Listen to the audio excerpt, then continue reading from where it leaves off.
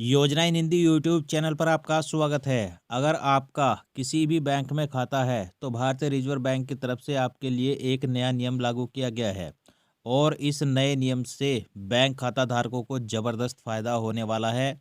और अब आपको इन खातों पर भी ब्याज मिलेगा। और किन खातों पर भी आपको ब्याज मिलेगा और क्या नियम भारतीय रिजर्व बैंक की तरफ से लागू किया गया है और किन खाता धारकों को ज़बरदस्त फ़ायदा होगा, सब कुछ जानकारी हम आपको इस वीडियो के माध्यम से देने वाले हैं। तो अगर आपका भी बैंक में खाता है तो वीडियो को लास्ट तक ज़रूर देखिएगा। तो चलिए वीडियो की शुरुआत करते हैं, लेकिन उससे पहले अगर आपने वीडियो को लाइक नहीं किया है तो लाइक करिएगा और चैनल पर नए आए हैं तो सब्सक्राइब भी ज़रूर करिएगा। तो चलिए वीडियो में आगे बढ़ते हैं और बताते हैं कि क्या फ़ायदा बैंक खाता धारकों को होने वाला है। केंद्रीय रिजर्व बैंक ऑफ इंडिया समय समय पर बैंकों के लिए ऐसे नियम लाती रहती है जिससे बैंक खाता धारकों को जानना बेहद ज़रूरी है।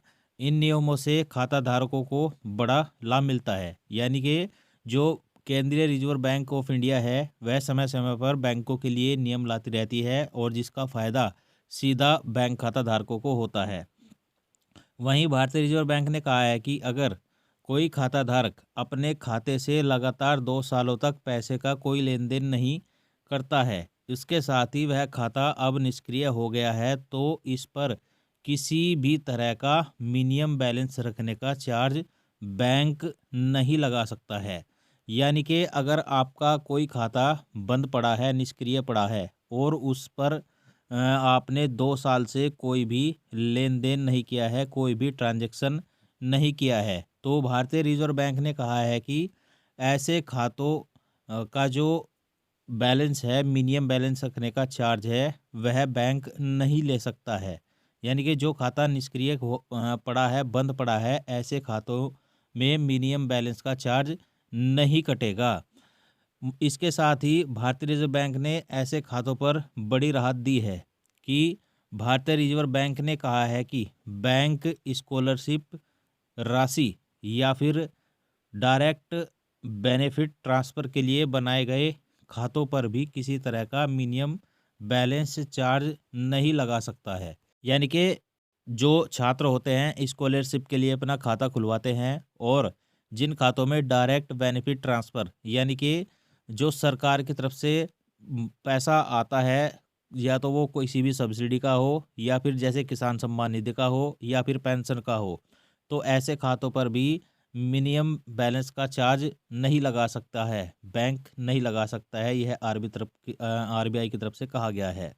ऐसे में मीडिया रिपोर्ट से मिली खबरों में बताया जा रहा है कि बैंकों को सेविंग अकाउंट पर हमेशा ब्याज देते रहना चाहिए, फिर वह बैंक अकाउंट अनएक्टिव ही क्यों ना हो।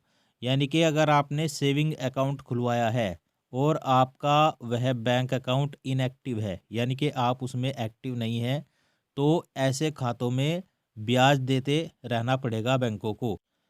वहीं सरकारी स्कीम वाले खातों में जीरो बैलेंस है तो भी उन्हें इनएक्टिव नहीं माना जाएगा। साथ ही मिनिमम बैलेंस चार्ज भी नहीं लगेगा। वहीं आरबीआई ने नए नियमों के तहत बैंकों को कस्टमर को एसएमएस, लेटर या फिर ईमेल के जरिए उनके खाते के निष्क्रिय होने की सूचना देनी होगी। यानी कि अगर आपका किसी भी बैंक में खाता है, चाहे आपका पंजाब नेशनल बैंक, भारतीय स्टेट बैंक, आईसीआईसीआई बैंक या फिर कोई सा भी बैंक है, और अगर बैंक आपका खाता निष्क्रिय करना चाहता है तो उससे पहले कस्टमर को यानी कि खाताधारक को या तो एसएमएस करना होगा या फिर कोई लेटर देना होगा या फिर ईमेल के जरिए उनके खाते निष्क्रिय होने की सूचना देनी होगी। तो साथियों, जिन बैंक खातों में पिछले 2 साल से कोई ट्रांजैक्शन नहीं हुआ है तो उनके लिए बड़ी अच्छी खबर है, क्योंकि अब उनका जो मिनिमम बैलेंस है वह नहीं कटेगा।